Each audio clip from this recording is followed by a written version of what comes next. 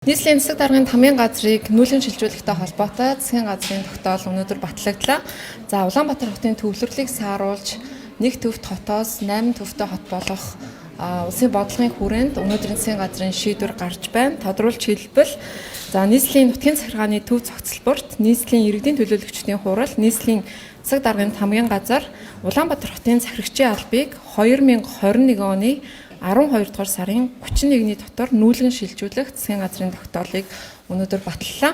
За тус тогтоолтой холбоотойгоор бэлтгэл ажлыг хангахыг Улаанбаатар хотын захирагч Сумья Базарт нүүлгэн шилжүүлэхтэй холбогдлоо зардал санхүүжилтийн асуудлыг сангийн сайд жавхланд үүрэг болголоо.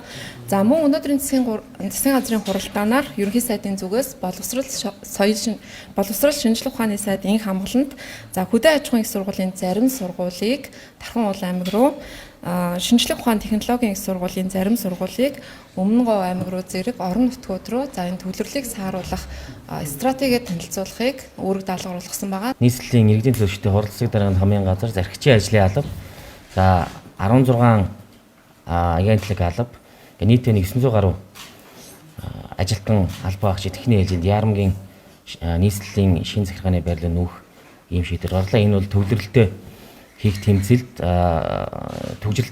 төрийн байгууллагын зүгээс гаргаж байгаа манлайллыг хот ингээд авч явах ийм шаардлага үүсч бий болсон. Үүнтэй холбоотой ийм тогтоол гарлаа. Ер нь хойштоо нийслэлийн хэмжээнд 3 төв байгуулагдсан байгаа. Нийслэлийн Баян шүү, Шархад, Сэлб гэдэг 3 төв дэд бүтцэд холбогдоод ингээд төслийн хүрээнд ажиллаж гисэн байгаа. Энэ төвүүд рүү зарим яам тамгын газруудыг нүүлгэх ажлууд энэ хүрээнд ичтэй яригдж байна. Тэгээ үүний эхлэл болж ингээд энэ ажлыг энэ ондоо багтааж 12 сарын 31-ний дотор эхний ээлжинд нүүж үйл ажиллагаа явуулахыг ингээд засгийн газрын тогтоолоор өндөр шийдвэрлэлээ. Тэгээ үүнд нийслэлийн засаг даргын хамгийн газрын зүгээс үе шаттай бэлтгэл ажлуудыг хангаад тэгээ засгийн газрын тогтоолыг хэрэгжүүлж ажиллана.